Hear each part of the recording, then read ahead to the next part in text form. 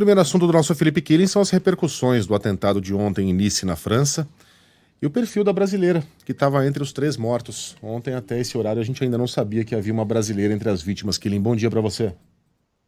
É verdade. Bom dia, Megali, Sheila, Carla e a todos no Brasil. Simone Barreto Silva, de 44 anos, estava na igreja, foi esfaqueada pelo terrorista, conseguiu correr até um restaurante próximo, mas Simone não resistiu aos ferimentos e morreu cerca de 1h30 depois do atentado. O dono do restaurante disse que ela chegou no local ensanguentada, dizendo que havia um homem armado dentro da igreja. Aí ele e o irmão foram até o local, viram o terrorista que os ameaçou, saíram de lá e chamaram a polícia. Nascida em Lobato, na cidade baixa do subúrbio de Salvador, Simone Barreto estava na França há cerca de 30 anos. Ela tinha formação de cozinheira, mas atualmente trabalhava como cuidadora de idosos. A brasileira tinha dupla nacionalidade e veio para a Europa para participar de um grupo de dança dirigido pela irmã. Ela era muito conhecida na comunidade brasileira, sempre estava envolvida em eventos culturais e, segundo o dono do restaurante, uma das últimas falas dela foi: diga aos meus filhos que eu os amo.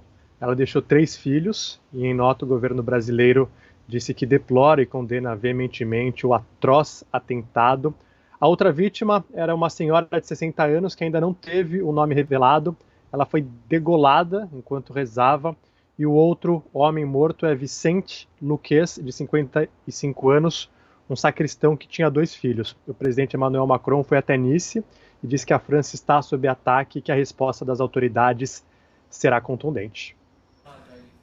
E ontem começou a circular novamente pela internet, pelas redes sociais, aquele raciocínio canalha de que muitas vezes atentados terroristas são uma resposta legítima a sátiras e piadas como as feitas pelo Charlie Hebdo. Por que eu estou dizendo isso? Porque o Hebdo, no meio dessa tensão aí gerada pela publicação por um professor de uma imagem de Maomé, foi lá e fez troça com o presidente da Turquia, Recep Erdogan. Nessa imagem aqui, deixa eu mostrar para o Thiago, ver se ele consegue pegar. Tá o Erdogan sentadão de cueca e camiseta num sofá, levantando o hijab, né? Isso não é uma burca, mas enfim, levantando ali a parte de trás da roupa de uma mulher. Aparece o bumbum dela e ele fala: "Oh, o profeta". Então os caras tiram sarro mesmo. Os caras são debochados, eles pegam pesado com todo mundo, com cristãos, com muçulmanos, com protestantes, com políticos de todas as matizes ideológicas. E ontem eu voltei a encontrar aquelas opiniões de que esses atos violentos são uma resposta legítima a essas provocações que são discurso de ódio.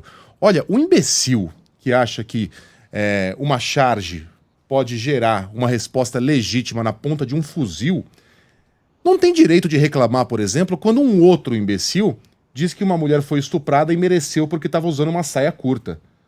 É um pensamento reacionário, lamentável, e que vem daqueles que se dizem os grandes defensores das liberdades. Liberdade de expressão, sim, contanto que só digam aquilo que eu gosto. Killing, que mais?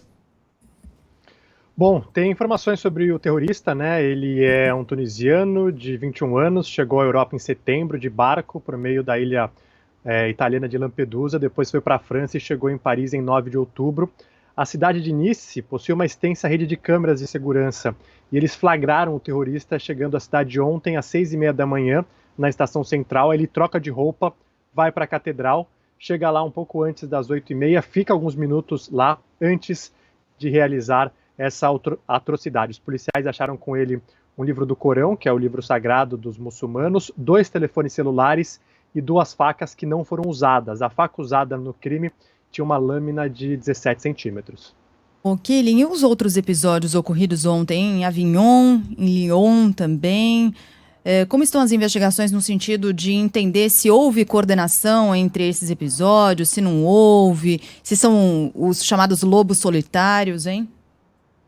Exatamente, tiveram outros incidentes, né, em Avignon. 2 horas depois, mais ou menos, às 11h15 no horário local, um homem com uma arma ameaçava pedestres e policiais. Ele foi morto, abriu uma investigação. Depois, um afegão de 26 anos foi preso na estação central de Lyon, também com uma faca. A polícia está tentando estabelecer se há uma correlação entre esses ataques. mas o que chama atenção é que aconteceram no mesmo dia e logo depois das declarações de Emmanuel Macron defendendo o direito de se fazer charges. Bom, bem rapidinho, Killing, dá tempo de a gente falar desse estudo apontando mutação do coronavírus na Europa? Parece que já tem a responsabilidade pela maioria das contaminações, né, em alguns países.